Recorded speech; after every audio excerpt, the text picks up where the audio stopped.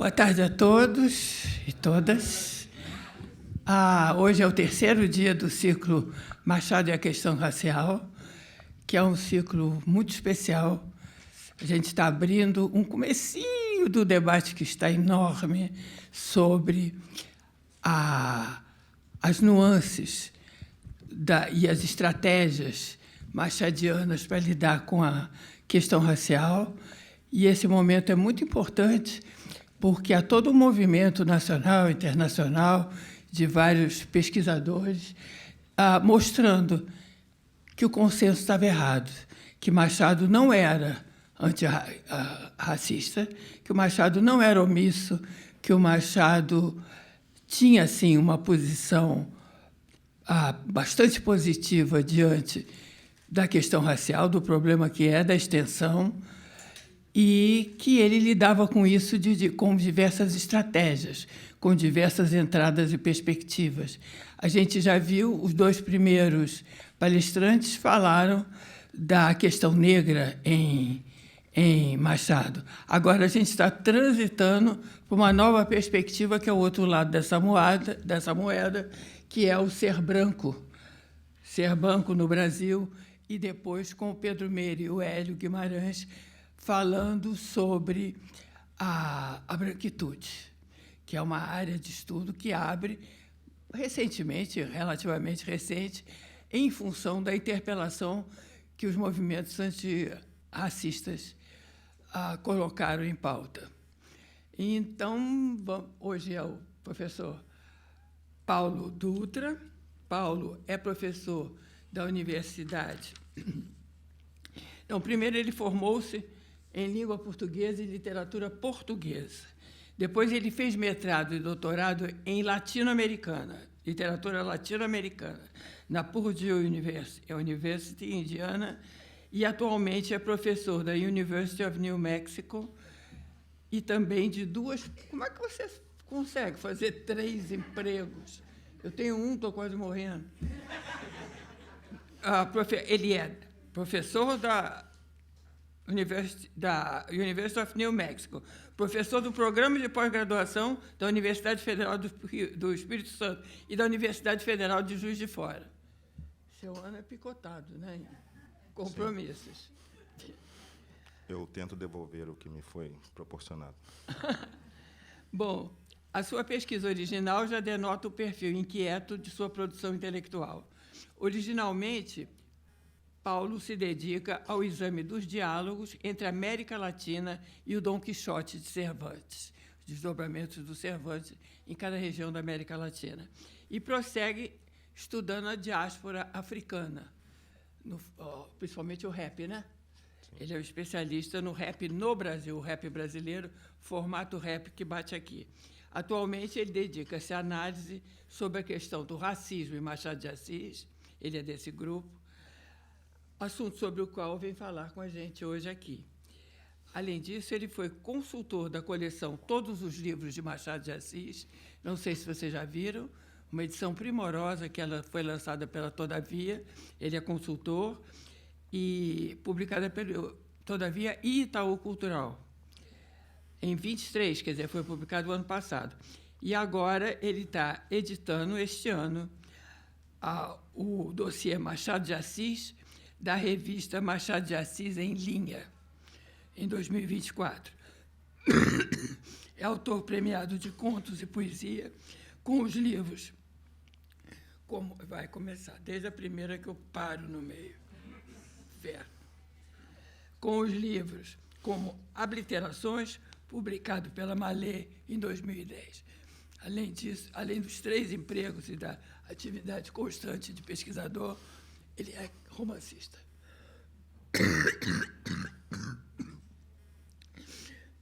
Poeta e contista. Com vocês, Paulo Dutra.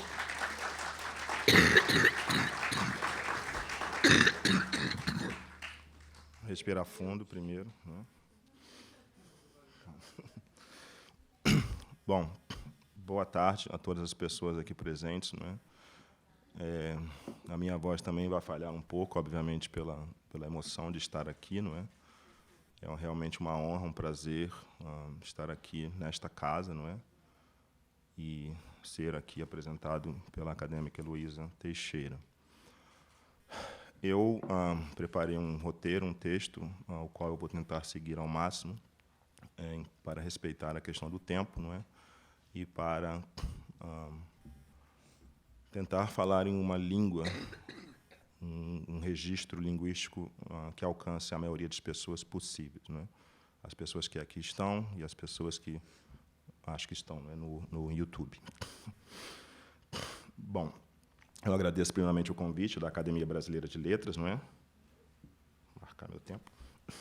Por me conceder esta honra de compartilhar esses momentos memoráveis, não é? Para mim, de fato, é uma honra muito grande.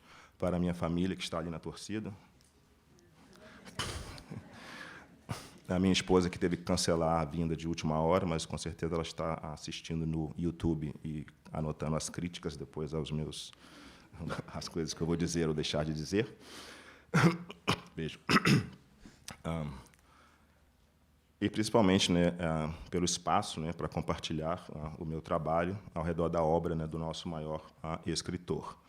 Eu me formei na Universidade Federal do Espírito Santo e, por isso, eu sou professor colaborador do programa de pós-graduação em letras lá, um trabalho voluntário, não é? Do qual eu me alegro muito e que me ajuda a manter um contato com alunos e alunas e alunas do Brasil, não é? Agradeço, obviamente, não é, a acadêmica Heloísa Teixeira, não é? Todas as pessoas com as quais eu troquei e-mail, a Cristiane, as pessoas que estavam ali no chá dos acadêmicos. Excelente o café, uma aguinha de coco também muito boa, não foi? Obrigado a todas as pessoas. Bom, enfim, é um grande número de pessoas, não é, que trabalharam de alguma maneira ou outra para que este momento estivesse acontecendo, então eu agradeço a todas as pessoas. Hoje eu vou abordar o conto Pai contra a Mãe, famosíssimo conto, dentro desse contexto da atual tentativa de recuperação de um Machado de Assis afrodescendente, que, para mim, já não é algo que nem tem que se debater, não é, a condição afrodescendente dele. Provavelmente vocês vão lembrar que, até algumas décadas atrás, costumávamos acreditar que fosse possível apreciar ou compreender plenamente a obra de Machado de Assis, deixando de lado a sua constituição afro-brasileira, o contexto social das pessoas afro-brasileiras do século XIX e o impacto de tais elementos em sua produção literária. E ainda hoje, neste momento em que me atrevo a discutir tal tema, provavelmente há pessoas que não somente mantêm, mas defendem com afinco tal postura, que, na verdade, na realidade, é resultado de um processo que se fortaleceu no século XX. Hoje em dia, porém, há um aumento, né, no número de iniciativas de abordar esses elementos como resposta a um alinhamento principalmente eurocêntrico e orientado para o Ocidente das ferramentas analíticas com as quais muitos estudiosos lidavam com a sua literatura. Vocês perceberam que o está saindo. Eu volto ao Rio de Janeiro e já recupero o nosso lindo sotaque. Ao longo do século XX, para citar o colega Eduardo de Assis Duarte, quem é coeditor comigo do número da revista a qual a acadêmica Heloísa fez referência, eu cito: o perfil literário de Machado se fez tão ocidental que acabaria por deixar sua marca não só na imagem pública, construída ao longo do tempo, mas também na sua aparência física. E o exemplo mais gritante, não é, é aquele comercial já famoso, né, de 2019, de um banco público no Brasil, que teve que ser refeito, né, depois de protestos, por assim dizer. Como resultado, né, mesmo sendo um integrante da diáspora africana no Brasil, Machado de Assis tornou-se uma, para citar outra vez o Eduardo de Assis Duarte, efígie emblemática do processo de branqueamento identitário ocorrido em terras ao sul do Equador. No decorrer do seu amplo reconhecimento literário, estudiosos que, desde sempre, diga-se de passagem, abordaram as questões raciais em Machado de Assis, chegaram a conclusões que vão desde sua total integração a uma tradição lusófona até uma recente proposição que creio eu ser mais inclusiva. Se comparado ao número de estudos realizados em torno da sua vida e obra, e levando em conta os que desconsideram ou descaracterizam a sua raça e as implicações raciais, a gente pode notar o quanto que a importância, no que diz respeito à tal abordagem, é pequena. Está crescendo, mas ainda é pequena. No entanto, como eu disse, este pequeno segmento tem ganhado fôlego renovado, ampliando cada vez mais o escopo dessas investigações e impactando o meio acadêmico. E este ciclo de palestras é bem-vindo, não é? Eu diria até urgente, e deve ser celebrado. Por isso, eu agradeço outra vez, não é, à acadêmica Heloísa Teixeira pela iniciativa e por estar aqui compartilhando essa mesa comigo. Tendo sido branqueado o homem, é até natural que a sua obra e personagens também o tenham sido. Portanto, no meu trabalho, o que eu tenho tentado abordar é a relevância de se desvendar, ou pelo menos imaginar, a composição racial das personagens machadianas, seguindo, inclusive, sugestão de Selma Vital, cuja tese de doutorado, depois publicada na forma de livro, faz tal proposição. Hoje eu vou falar por alguns minutos sobre, como eu já disse, o conto Pai contra Mãe, o qual sempre recomendo a leitura, cuja ambígua identidade racial de seu protagonista lhe conferiu o status central no projeto em andamento de reconsiderar a obra de Machado de Assis como homem afrodescendente. O que acontece é que, ao longo da história, muitos leitores e estudiosos, né, leitoras e estudiosos, afirmaram a prioristicamente que Cândido Neves é um personagem branco. Outros afirmam que ele não é branco. Ambas as afirmações se baseiam em axiomas e suposições discutíveis, no mínimo, desenvolvidas na sequência do advento e dos debates em torno do mito da democracia racial. Suposições em relação ao lugar dos afrodescendentes e dos brancos no Brasil do século XIX. Essa disparidade entre abordagens não apenas representa a recepção perplexa das obras de Machado de Assis em geral, mas também revela, mais uma vez, a reconhecida riqueza de sua obra e as perspectivas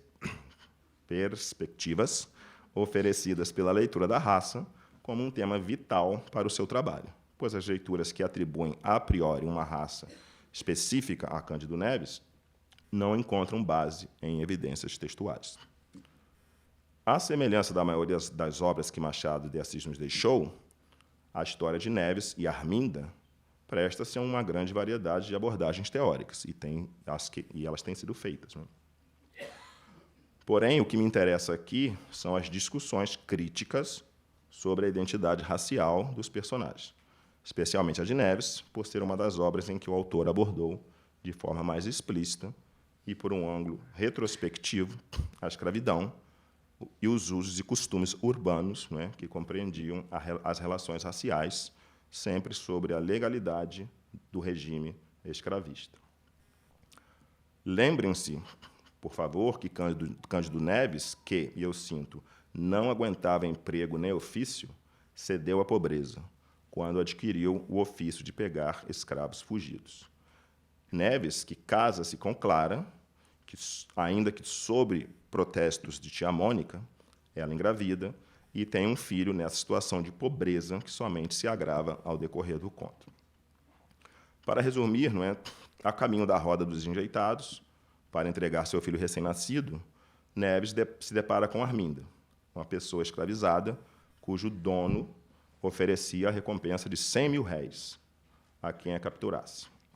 Neves a subjuga, não é? E, no momento em que recebe a recompensa, Arminda sofre um aborto.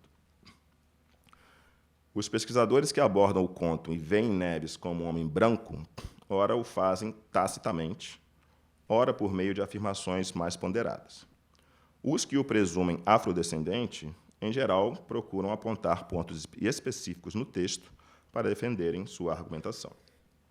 Essas posições opostas só são possíveis, em minha opinião, porque, ao longo do século XX, o apagamento da memória da escravidão e a promoção do branqueamento simbólico prevaleceram em detrimento do exame das complexas consequências que os séculos de escravidão e a constante desvalorização dos afrodescendentes imprimiram na formação e desenvolvimento da sociedade brasileira. Como resultado, a branquitude e a negritude tornaram-se categorias associadas a características específicas. Convido a todas as pessoas aqui presentes, então, a uma leitura mais detida de Neves. O Candinho Branco. Embora seja uma tarefa difícil determinar quando começou a convenção de ler Neves como um homem branco, vários momentos da crítica são facilmente identificados, a partir dos quais tal hábito se tornou uma tradição acadêmica. Por um lado, Raimundo Faoro, em 1976, não menciona raça ou cor, apenas o fato de Arminda ser escravizada e Neves não. O comentário de Carmelo Virgílio, feito em 1966, contrasta a vida de uma mulatinha com a da prole de Candinho, sugerindo, talvez, um Neves branco. Por outro lado, Alfredo Bose, já em 1982, afirma, sem rodeios, e eu cito, que Cândido Neves, pobre, mas muito branco até no nome, casa-se com Clara. O já citado aqui, mencionado Eduardo de Assis Duarte, em 2007, faz uma afirmação semelhante. Comentando os nomes dos personagens, Duarte diz que eles, e eu cito, indicam a inserção dos personagens em um status quo marcado pelo discurso hegemônico do proprietário de escravos.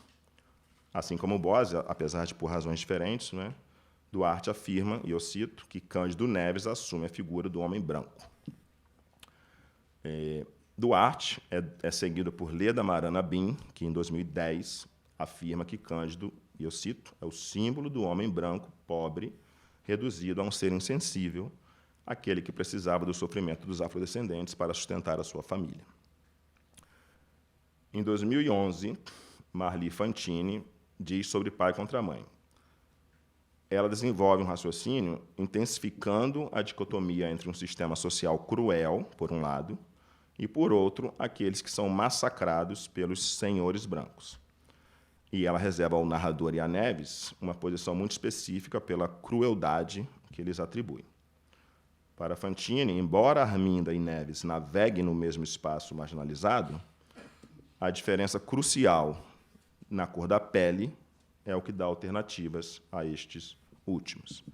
Portanto, assim como Bose, Fantini lê Neves literalmente como um homem branco, pobre, cruel. Selma Vital, em 2012, parece concordar com Fantini quanto a essas condições. E eu cito, embora sua miséria seja comparável à dos escravos, Cândido Neves, tem garantido a sua superioridade porque é um homem branco e, portanto, livre. Vital, que faz a oportuna afirmação de que nem todos os personagens de Machado deveriam ser lidos como brancos, no entanto, prontamente supõe que Candinho e Clara o são, apenas com base em seus nomes. Eu cito outra vez, como se precisassem reivindicar sua branquitude para diferenciá-los da massa de escravos na cidade. E eu quero ressaltar que essas citações, os nomes que eu vou dizendo, lógico que eu tenho uma postura crítica, mas, ao mesmo tempo, é uma celebração desses trabalhos que são realmente muito importantes. Quando se trata do senhorio, no entanto, Selma Vital tem mais cautela do que no caso de Neves, e percebe que o narrador não faz uma descrição física dele, mas menciona aqui, e eu cito o conto, ao vê-lo, ninguém diria que era proprietário, mas a palavra supria o que faltava ao gesto. Lembrando que a palavra gesto, naquela época, nesse sentido, significa a aparência. Isso leva Vital a especular sobre sua raça, o que ela não pensa em fazer no caso de Neves. Sidney Chalhoub, em 2016, também lê Neves como um homem branco, porque acredita que o nome dele e de Clara, e eu cito, destacam sua brancura ao ponto da caricatura. Já Marcus Wood, que é um professor na Inglaterra, em 2019, afirma que o personagem central é um homem branco pobre de 30 anos. Assim como também Débora Gutierrez e Vitor Sey, em 2020, afirmam duas vezes, sem dizer porquê, simplesmente dizem, que o personagem principal é um homem branco. Em suma, Os estudiosos que leem Neves a priori como um homem branco baseiam suas conclusões principalmente em uma maldade supostamente inerente ou socialmente adquirida dos homens brancos, ou nos nomes que Machado decidiu dar às suas personagens. E eu, talvez eu não tenha dito isso, mas eu repito aqui, não há uma descrição física do personagem no conto. Bom, passemos então, né, que já fiquei bastante tempo no Candinho branco, passemos ao Candinho, a possibilidade do Candinho afrodescendente. Rejeitando categoricamente a possibilidade de um Neves branco, Fernando Souza de Rocha, em 2016, vê Pai contra Mãe como uma história que retrata uma comunidade de africanos e pessoas de ascendência africanas livres, libertos e escravizados. Ele reitera essa postura de forma mais explícita ao descrever um raciocínio sobre a questão racial de Candinho. Eu cito, e aviso que, dentro da citação, ele cita o conto. Embora o texto de Assis nunca declare explicitamente a raça de Candinho, sugere-se que tanto Candinho quanto sua esposa Clara não são brancos. Apontando a propensão do casal ao riso, o narrador diz que o casal ria a propósito de tudo. Os mesmos nomes eram objetos de trocados. Clara, Neves, Cândido. Não davam o que comer, mas davam o que rir. Seus nomes eram ridículos, segundo Rocha, precisamente porque eram paradoxais, dada a verdadeira cor de sua pele, já que Rocha acredita que ele não seja branco, né? E ele reconhece que Machado nunca explicita, não é, a raça de Neves, o que é um fato. Após construir esse argumento em torno da noção de uma microcomunidade de africanos e afrodescendentes, Rocha se apoia na questão dos nomes, não é, para sustentar essa afirmação de que Candinho não é branco. Vejam que antes, quando eu estava falando do Candinho branco, vários estudiosos também se referem aos nomes para afirmar que ele se trata de um homem branco. Outro ponto a considerar é que, normalmente, os pesquisadores supõem que Cândido e Clara compartilham a mesma identificação racial. No entanto, como eu já demonstrei a Lures, no caso de Genoveva, Deolindo Ventagrande e José Diogo, daquele conto Noite de Almirante, Machado retratou casais interraciais. Daí outra camada de ironia e ambiguidade rodear os seus nomes e o seu riso face a eles. Eles próprios podem ser um casal interracial. A única conclusão que pode ser alcançada com segurança neste ponto em relação aos nomes é que a referência do narrador a eles apenas aumenta a ambiguidade da identificação racial dos personagens. Supondo que Neves era um capitão do mato, Júlia Rico afirma que os capitães do mato eram ex-escravos e brancos pobres. E nós sabemos, né, que Debré e Rugendas, né, descreveram os capitães do mato como afrodescendentes. Porém, há um capítulo do livro de Silvia Lara, um capítulo sobre capitães do mato, que nos apresenta outras possibilidades. Neste capítulo, há uma tabela, não é, que listava quem eram as pessoas que capturavam pessoas escravizadas, inclusive o capitão do mato, mas havia uma lista de outros nomes. Inclusive, pessoas escravizadas capturavam pessoas escravizadas. Além disso, a gente não pode afirmar que Candinho era, de fato, afrodescendente baseado nisso, né, porque nem todo, como eu acabei de dizer, nem todo caçador de escravizados era capitão do mato. Não esqueçamos também que Machado de Assis não usa essa expressão no texto. Ele não se refere a Neves como capitão do mato. E vale ressaltar ainda que, como destacou Lara, não é, capitão do mato era uma ocupação documentada e regulamentada pelo governo, uma espécie de cargo comissionado hoje em dia. E um dos supostos defeitos de Neves, lembrem-se nem qual era? Era não conseguir uma ocupação formal. Portanto, e devido à propagação de afirmações de que Neves era um capitão do mato, eu reitero aqui, categoricamente, que ele não era capitão do mato. Há ainda a terceira possibilidade, não é, que é o Candinho ambíguo. Vamos a ele. Alex Flynn, Helena Calvo Gonçalves e Marcelo Mendes de Souza, em 2011, parecem que foram os primeiros a perceberem essa impossibilidade de atribuir uma raça aos personagens e questionar a suposição amplamente aceita de que o Candinho é branco, né? Os autores e a autora examinam o conto para demonstrar a naturalização da branquitude, que, no século XX, tornou-se uma categoria fixa com características específicas.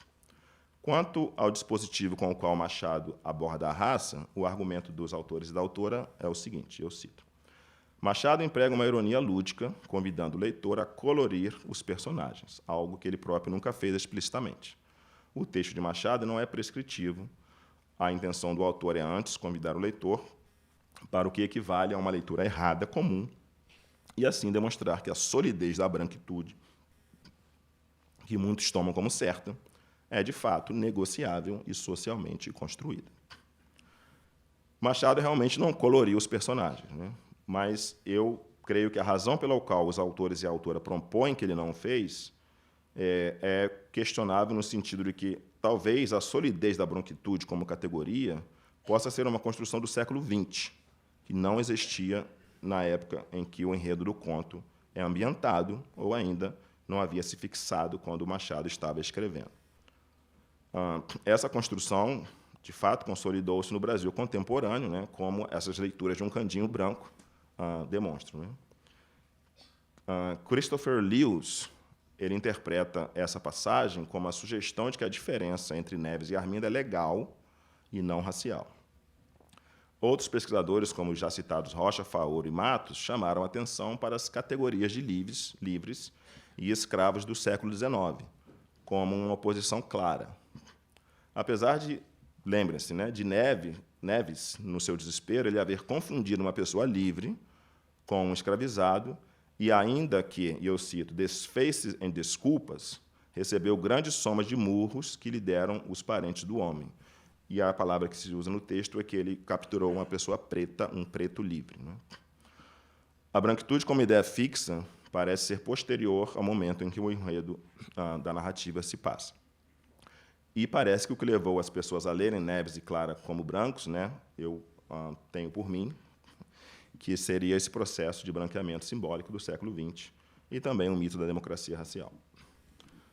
Apresentadas as três possibilidades de leitura, podemos examinar alguns dos códigos empregados por leitores e leitoras para indicar uma possível raça de Neves, alguns dos quais eu já comecei a mencionar, né? Mas eu proponho, neste momento, uma alusão que tenho feito constantemente nas minhas pesquisas e nos meus trabalhos ao conto Recitatif, da autora Toni Morrison, afro-americana. O conto é de 83, e, nesse conto, ela propositalmente constrói duas personagens, nomeadamente de raças distintas, Twyla e Roberta Fisk. Uma é branca e a outra é afro-americana. Porém, é impossível dizer quem é quem. Mas, assim, ainda assim, né, como no caso de pai contra mãe, a maioria dos leitores e leitoras atribui uma identificação racial específica a cada uma delas. Isso se dá porque, segundo Elizabeth Abel, a autora espalha códigos racializados que, se lidos com mais atenção, podem ser associados tanto a mulheres brancas quanto a mulheres afro-americanas. E esses códigos, porém, eles são, em geral, estereótipos, não é, associados a certa raça. No caso de Neves, e já que não posso nem devo esgotar as possibilidades, não é, neste momento, e talvez nunca o façamos, não é, eu destaco três códigos: a maldade, os hábitos alimentares e, é claro, os nomes aos quais eu já vinha fazendo menção. Os que afirmam que Candinho seria branco por ser mau, além de levarem a um extremo uma generalização em relação ao caráter das pessoas brancas, negligenciam dados textuais. Lembro, mais uma vez, como o narrador se refere a Cândido. Seu defeito grave era não conseguir um emprego fixo. Em dado momento, esse mesmo narrador menciona que, eu cito, Cândido Neves, logo que soube daquela advertência, foi ter com a tia. Não áspero, mas muito menos manso, eu destaco, muito menos manso do que de costume. E prossegue narrando o encontro. Não, tia Mônica, bradou Candinho, recusando um conselho que me custa escrever, quanto mais ao pai ouvi-lo, que era o conselho de levar o filho à roda. E, mais uma vez, no momento em que Neves, depois de deixar o menino, né, com o farmacêutico para ir atrás de Arminda, né, ele tenta capturar Arminda, ela resiste, e o narrador diz: quem passava ou estava à porta de uma loja compreendia o que era e, naturalmente, não acudia. Ninguém fazia nada quando uma pessoa ia capturar um escravizado, usando de violência ou não. Portanto, essa afirmação de que Neves era mau não tem base textual, na minha opinião. Vejamos a questão dos hábitos alimentares. No conto de Toni Morrison, há a seguinte passagem, eu destaco só uma. Né? Eu dei uma olhada furtiva em Roberta. A mãe dela tinha trazido coxas de frango, e sanduíche de presunto e laranja e uma caixa inteira de biscoitos com cobertura de chocolate. A comida errada está sempre com as pessoas erradas. Roberta nem tocou as coxas de frango. Para as pessoas que talvez não estejam familiarizadas, não é, com a cultura americana, estadunidense, há uma associação com uma voracidade exagerada de pessoas afro-americanas em relação à carne de frango, sobretudo frango frito, e tal dado é usado de forma pejorativa como uma marca racial. Se alguém tiver interesse, procurem lá Tiger Woods, o jogador de golfe, não é? Que há casos interessantes lá de outras pessoas fazendo essa referência pejorativa, racializada a essa rede de frango frito americana, que eu não vou citar o nome, acho que eu não posso citar os nomes aqui. Não vou fazer propaganda grátis. Né? Mas começa com K. Curiosamente, Marcus Wood, né, aquele professor que trabalha na Inglaterra, que ele afirma que Candinho é branco, sem providenciar uma fonte e discutindo outro tema que não um pai contra a mãe, ele afirma que bacalhau era comida de escravos. E vocês vão lembrar que Neves menciona que nunca faltou bacalhau à mesa deles, em uma das contendas com tia Mônica. Passagem que indica que bacalhau era comida ordinária e de fácil acesso. Inclusive, eu acho que em 2 dos 3 romances, aqueles romances da década de 30, né, o bacalhau é mencionado como uma comida a ser servida às pessoas durante a enchente ou a seca. Né? Ou seja, era uma comida ordinária, no sentido de que era de fácil acesso. Eu chamo a atenção para esse detalhe, não é? E aqui o privilégio de ser professor, não é? Porque uma aluna minha, por outro lado, afirmou que Candinho era branco justamente porque ele comia bacalhau. O que acontece, porque ela associa, né, o alto preço do bacalhau, né, no Brasil. Né? Eu não entendo por quê, mas tudo bem. Eu prefiro uma corvina frita. Acontece que o bacalhau ele só se tornou esse prato de luxo depois da chamada Segunda Guerra Mundial. Né? Antes era comum, e há, inclusive, a gente pode achar notas no jornal da época, né, aludindo ao fato de que Machado ia domingo aqui no centro do Rio comer bacalhau no restaurante, bater papo com os amigos e discutir. Bom, aos nomes, né? Vale mencionar, né, só para fazer essa alusão, de que Tuaila e Roberta Fisk também são nomes que geram ambiguidade racial, mas eu não tenho tempo de desenvolver essa parte. E, no caso de pai contra mãe, o próprio fato de que eles são usados para defender posturas opostas, não é, encerraria a questão. Porém, vale a pena lembrar que a palavra empregada pelo narrador é trocados. Seus nomes eram motivos de trocados. A ambas linhas que lançam mão da passagem sobre os nomes das personagens para afirmarem a raça de Neves, escapa o detalhe de que Machado fez um trocadilho com a própria palavra que significa trocadilho. Ele esvazia o significante trocados, né, e o transforma em um trocadilho homônimo ao jogar com os sentidos de mudados, né, trocadilho, substituído, ou até mesmo hoje em dia a gente usa a expressão dinheiro trocado. Né. A passagem, portanto, não pode ser usada para fazer uma identificação racial. E vale a pena notar, não é, que em outra passagem, costumeiramente mencionada, quando se trata de identificar a raça de Candinho, e eu cito a passagem, né, Cândido quisera efetivamente fazer outra coisa, não pela razão do conselho, mas por simples gosto de trocar de ofício. Seria um modo de mudar de pele ou de pessoa. Essa passagem, não é, o Machado recorre novamente ao campo semântico, né, de trocar, mudar. Não é? E há ainda o terceiro membro da família, na verdade o quarto, né, porque na verdade o menino seria o quarto. Né? Há o terceiro membro da família, né, que é a tia Mônica, não é? Que em geral a pobre da tia Mônica é tida como, perdão a expressão, uma megera, não é? Bom, não há consenso sobre o significado e a origem da palavra Mônica. Megera, mas ainda que dada a patuscadas, né, como menciona no conto. O dicionário de nomes destaca o significado latino do nome como conselheira e favorece a etimologia grega, que se referia a uma, sozinha, solitária, e viúva. O dicionário, este último, não fornece maiores explicações. Já o dicionário etimológico Nova Fronteira fornece o significado latino medieval de solitária, relacionando a palavra monja, freira, não é? Em português. No dicionário dos sinônimos, antenor nascentes, refere-se tanto ao significado grego quanto ao latino, incluindo conselheira. Embora tia Mônica carregue o nome da santa católica, não é? Conhecida como a padroeira das mulheres casadas, ela não é casada. Vejam as ironias, não é, que vão cercando o nome dela e a função dela. O Wilbert Salgueiro, para citar aqui um ex-professor e agora colega lá na UFRS, né, ele explorou a onomástica em Machado e mostrou como ele brinca diligente e ironicamente com esse recurso poderoso, não é, que é a onomástica, o nome dos personagens. Portanto, eu creio que todas as possibilidades do nome Mônica, não é, devem ser inseridas, incluídas nesta discussão. Como terceiro membro da família de Cândido e Clara, a identificação racial, igualmente ambígua, de tia Mônica, como a de Maggie, e eu recomendo a leitura do conto para quem não tem acesso à língua inglesa, o conto já está traduzido ao português, ainda que em registro continental, né, em português de Portugal, mas está disponível na internet. Essa personagem Maggie, ela é uma personagem ambígua, que as personagens, uma crê que é branca, a outra crê que é afro-americana, e depois elas se confundem e acaba sendo esse catalisador. E eu uso aqui tia Mônica como uma espécie de contraponto, né? Ela é uma personagem que nem sempre cumpre suas próprias possibilidades onomásticas, né? Ela dá vários conselhos, né?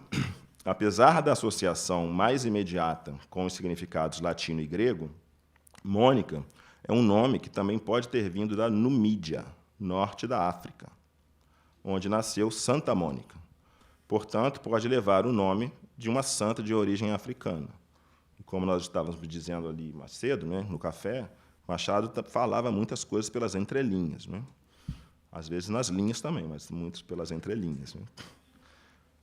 Rocha, o já citado Rocha Aquino, ele não está longe da verdade quando afirma, e eu cito, né, sugere-se que tanto Candinho quanto sua esposa Clara não são brancos, porque a questão dos nomes, ela realmente deve ser vista como uma sugestão, não é?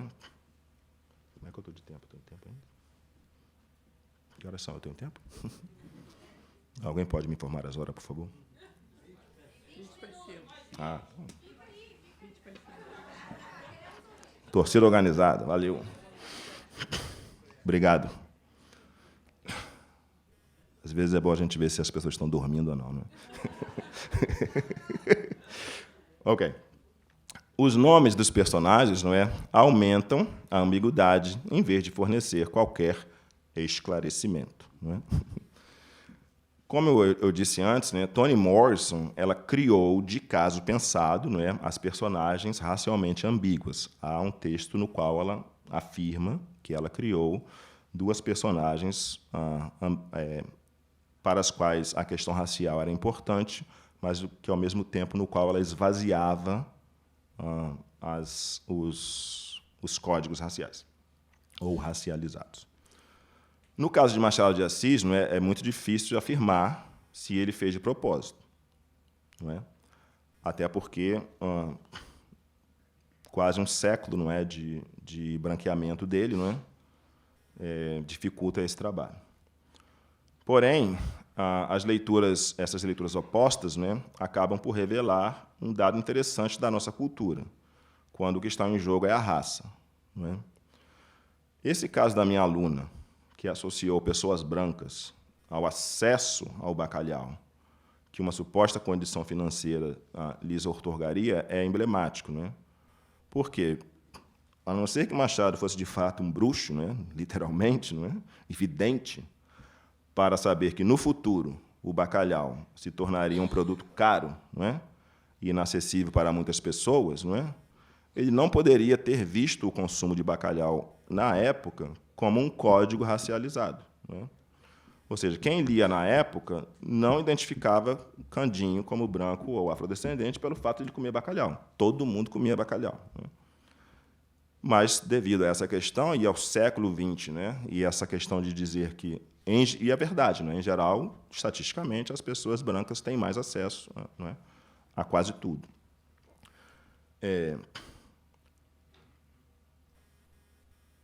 Como eu disse, Machado, né, ele não poderia ter visto, naquela época, o bacalhau como um código racializado. Mas ele sabia muito bem, né, que bacalhau era um instrumento de tortura empregado nas pessoas escravizadas. E era o azorrague. No romance A Carne, há uma descrição de uma cena, né, de açoites, e a palavra bacalhau é usada. E está documentado, né, em dicionários também e em outros lugares. E nós sabemos que com Machado, né, não é à toa, não é gratuito o uso do bacalhau.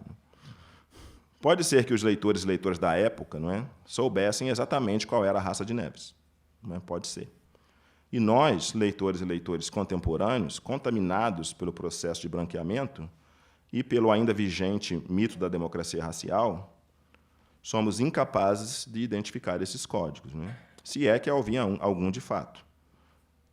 Códigos que fossem inequívocos, né, que pudessem realmente identificar a raça dos personagens.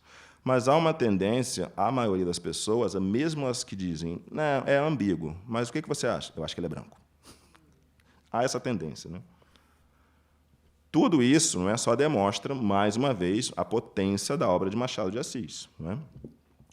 Para quem achar que é exagero, e eu digo isso com muito cuidado, né, porque eu já fui interpelado por dizer que o mito da democracia racial continua vivo no nosso meio, apesar de já ter sido refutado, não é, por estudiosos e estudiosas, não é? Para quem achar que é exagero ao dizer que o mito ainda é vigente, eu menciono que, pela enésima vez, mas em uma sequência de 2 vezes, esta semana e a semana passada, eu fui conduzido ao elevador de serviço em 2 edifícios onde me hospedei na Praia do Flamengo, dias atrás. Parece que, ao ver-me, porteiros e residentes de tais edifícios, enfim, ninguém diria que era proprietário. Mas a palavra que emprego supre o que parece faltar ao gesto. Porque, durante muito tempo da minha vida, eu me calava. Hoje em dia, eu não me calo mais.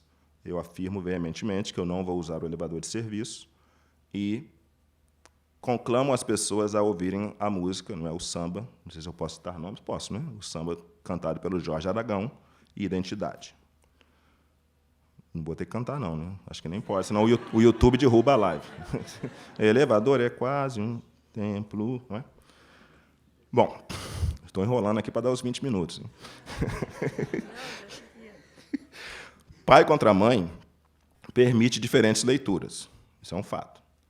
Além disso, ao substituir os significantes convencionais da diferença racial por outros radicalmente relativistas, e ao substituir o corpo racializado por uma série de partes culturais desagregadas, o conto, de fato, torna a raça um terreno contestado de diversas maneiras, mapeado a partir de diversas posições na paisagem social.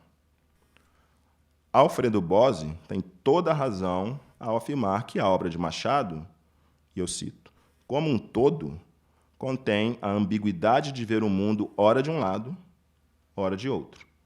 E, mais ainda, ver um lado através do outro. Eu acho fantástica essa frase do Alfredo Bose. E é por isso, não é, que nós, ou os estudiosos, todas as pessoas, podem ler Cândido como um homem branco ou como um homem afrodescendente. A questão é fazê-lo a prioristicamente, não é? Cacuete de professor, não é? Lembremos que a sua leitura de um texto diz mais sobre você do que sobre o texto, não é?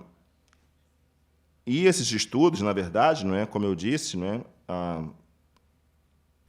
eles podem ser feitos sem invalidar totalmente as conclusões. Não é? Afinal, quem poderia ser Neves? Não é? Esse personagem ele só poderia ser um homem brasileiro do século XIX, não é? Dentro dos parâmetros raciais e sociais, não é? Que aquela sociedade ofereceu a Machado de Assis. E, mais uma vez, não é? Dizer outra vez que Machado de Assis não estava preocupado, não é, com os detalhes daquela sociedade, não é? Apesar de ele ser um autor universal, não é? Isso é um fato, não é? Hoje em dia parece ser uma tese difícil de ser defendida, não é? Assim como, por exemplo, no caso do Deolindo Venta Grande, já que eu tenho um pouquinho de tempo, vender meu peixe, não um bacalhau. Deolindo Venta Grande, Genoveva, no conto, Genoveva o narrador diz claramente que ela é uma caboclinha, não é? E Deolindo Venta Grande é um marinheiro. E, naquela época, não é, afro-brasileiros eles já faziam parte da Marinha do Brasil. Não é? E o terceiro membro... Não, se eu disser membro, vai ficar estranho. A terceira pessoa desse triângulo amoroso, não é o mascate, José Diogo. Não é? Há indícios de que pessoas afro-brasileiras não se dedicavam a essa profissão. Então, que José Diogo seria uma pessoa branca. Ou seja, Machado já enxergava essa sociedade mesclada, não é? Mas é interessante a gente pensar, não é, que parece que como José Diogo no final ficou com a moça, não é? Há uma certa supremacia. Mas José Diogo não aparece na narrativa. Ele só é mencionado, não é? Outra vez, detalhes da construção irônica de Machado de Assis. Bom, eu vou parar de enrolar e vou dizer. Para mim, o mais importante, não é que essas leituras, uma não anula a outra. Não é? Mas, para mim, o mais importante é que ambas as leituras elas revelam como nós nos habituamos a compreender como era o final do século XIX, não é? A partir do que nós vimos no século XX, que foi essa solidificação, não é? Consolidação, não é?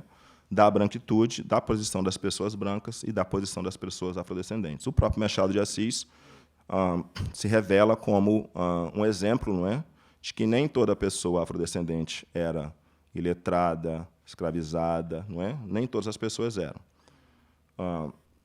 E eu acho que ele seria o exemplo emblemático. Não é? Para mim, isso é como eu disse, é decorrente de como a sociedade brasileira se desenvolveu no século XX, a partir das tentativas de apagar a escravidão, lembremos que os arquivos foram queimados, não é? E do processo simbólico de branqueamento, né? Simbólico e físico, que, diga-se passagem, ambos fracassaram. Né?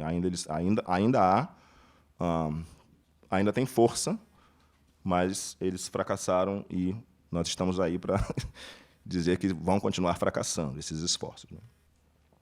Bom, de qualquer forma, para encerrar, não é, eu digo que, na posição de pesquisador e professor, não é importante ter em mente que a avaliação de Bose, que eu citei, não é, se a gente nos mantivermos, não é, com essa perspectiva, que a obra de Machado ela deixa ver um lado, ora o outro, e, mais ainda, ver um lado a partir do outro, não é, isso nos permitiria reconstruir uma compreensão diferente e complementar, não é, tanto dos textos de Machado quanto do século XIX que ele retratou.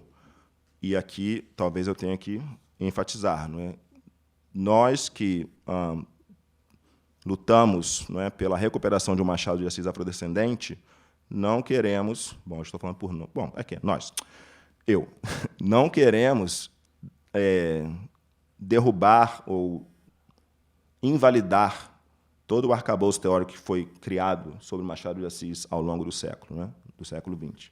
Na verdade, isso pelo menos na minha opinião, isso tem que ser visto como algo complementar, não é? Para que nós possamos cada vez mais buscar possibilidades de leitura da obra do nosso maior autor, não é? Fundador e primeiro presidente desta casa, que era uma pessoa afrodescendente. Obrigado.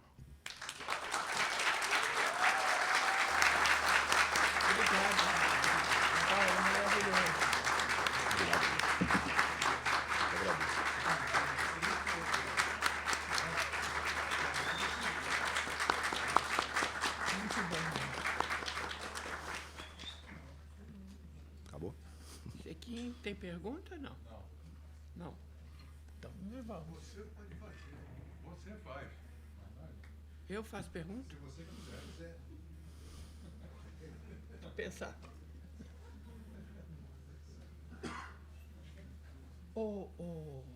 Paulo, como é que está esse campo? Como está esse campo dos estudos sobre o Machado e essa questão? Ele está aumentando nitidamente, né? Já tem revistas especializadas e esse tudo. Eu queria saber de você como é que isso surgiu e qual é o sentido disso hoje no campo intelectual. Como é que você adensa isso? Você acha que tem ligação com esses movimentos, identitarismo, enfim? A questão racial de Machado de Assis ela sempre foi debatida, né? Desde os primórdios, inclusive nós estávamos comentando hoje, né? Ela sempre foi debatida, não é? Se ele se identificava ou não, se ele falava ou não sobre as questões da escravidão ou não, não é? Isso sempre esteve em pauta, não é? Mas, em geral, e eu estou generalizando de propósito, de maneira negativa, não é? Para dizer que não. No meu caso, não é? Eu posso dizer que, a partir dos estudos do professor Eduardo de Assis Duarte, não é? Com o livro dele, Escritos de Caramujo, não é? Machado de Assis Afrodescendente, não é? Esse livro e as pesquisas dele teve um impacto, não é? Que, no meu caso, ele é um professor, inclusive, já aposentado, eu sou um professor mais ou menos no começo de carreira, por ali, não é? E isso me despertou, fez com que esse interesse fosse avivado, não é? Mas, ao mesmo tempo, como a senhora disse, eu creio que o recente ou não tão recente, que, outra vez, também sempre houve, né? Sempre houve resistência, sempre houve movimentos negros, isso sempre existiu. Com sentido politizado, né? Sim. Isso também ajuda, não é? E o advento da internet, não é? O poder que as redes sociais trouxeram, não é? Isso também traz esse advento. Para mim, a grande questão, e eu não estou sendo sarcástico, não é que já não se pode deixar de falar do assunto. Pois é. Mesmo que seja para falar mal, mesmo que seja para colocar comentários negativos nas redes sociais sobre a questão, não é? Nós temos que falar do assunto, não é? E nos meios acadêmicos, não é? Está crescendo, não é? Porque há cursos que são oferecidos. Eu não sou a única pessoa que oferece cursos, né? Várias pessoas oferecem cursos, não é? E, além disso, Estados Unidos está forte, né? Mais que aqui, talvez. Aí eu não saberia dizer com precisão, não é? Mas eu acho que lá nós talvez tenhamos uma possibilidade de diálogo mais aberto, porque seria uma questão de chamados brasilianistas, né? Ou de pessoas que têm interesse no Brasil e que trazem um arcabouço histórico-social que é diferente, não é? Nos Estados Unidos houve segregação específica, né? Especificamente, e tudo assim. Mas eu acho que ainda é cedo, a gente vai ter que esperar um pouco para avaliar realmente qual vai ser o impacto, não é? Mas, para mim, a questão importante agora é que há pessoas afrodescendentes que se veem identificadas, não é? Que o nosso maior escritor era afrodescendente, lógico que há outras pessoas importantes, não é? E temos que falar sobre o assunto, e Machado de Assis está grafitado, não sei se assim se diz, grafitado nos murais das comunidades, não é? Eu estive em uma ontem, fui convidado a falar em uma biblioteca comunitária, e está lá Machado de Assis grafitado nos murais de uma comunidade, ou seja, ele veio do povão e voltou ao povão. Isso é muito importante, porque ele era muito hostilizado pelo movimento negro, e pelos intelectuais negros. Há uma certa recuperação, né? Você acha que isso vai longe? Vai acabar em briga na internet? Ódio. Se acabar em briga, se acabar em briga, nós estamos aí, né? Malhando, agora se diz treinar, né? Não se diz mais malhar. Treinando todo dia, não é? Principalmente, não é? O exercício intelectual para participar dessa briga. Estamos aí.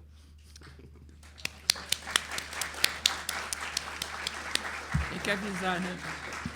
Eu tenho que avisar aqui a próxima semana, que é a última palestra desse ciclo, que chama-se As Melindrosas Presunções da Branquitude. Pedro Meira e Hélio Guimarães. vão dar essa palestra. Então, a gente vai fechar o ciclo com uma questão que é nova, né, Pedro? Paulo? Pedro. É uma questão que é bem nova, eu acho que foi depois do Pink Floyd. Do Floyd. George Floyd. Do George Floyd, que isso a branquitude foi interpelada ali, muito grande, de forma muito violenta, né? Então, começaram a ter ciclos de estudo sobre a branquitude, eu entrei num, e é uma coisa bem interessante, porque é uma tomada de consciência dos brancos como o branco como uma raça, e não como universal, como estava sendo tomado. Então, tem agora tem um monte de artigos e debates, né, sobre a branquitude. Sim. Nesse grupo que eu participei foi interessante, porque tinha muito intelectual. Você via gente de meio ambiente, né, todo mundo querendo saber como se posiciona. Porque não está fácil ser branco também. Não está, você não deixa. Como diz o ditado, não está fácil para ninguém. Mas, não está. Mas, obviamente, mas é bom que não esteja fácil, né? Gente, nessa próxima quinta-feira temos essa mesa redonda. Tem mais um anúncio aqui, vou te deixar em paz. Mas estamos de acordo, brancos e negros. Vamos fazer um diálogo aqui. Me dá a mão. Temos que debater. Vamos. Ele não queria dar, não. Não, gente, tá vendo? Agora eu tenho que revelar um dado da minha pessoa. Eu sou portador de retinose pigmentar, portanto, eu tenho a visão periférica diminuída, e isso sempre acontece, as pessoas estendem a mão para eu apertá-las, e eu não vejo a mão das pessoas, e eu já passei situações embaraçosas como essa. Quinta-feira nós temos a mesa redonda, a literatura brasileira na França, ontem e hoje, com Jacqueline Panjon e acadêmico Godofredo Oliveira Neto coordenando. Então é isso.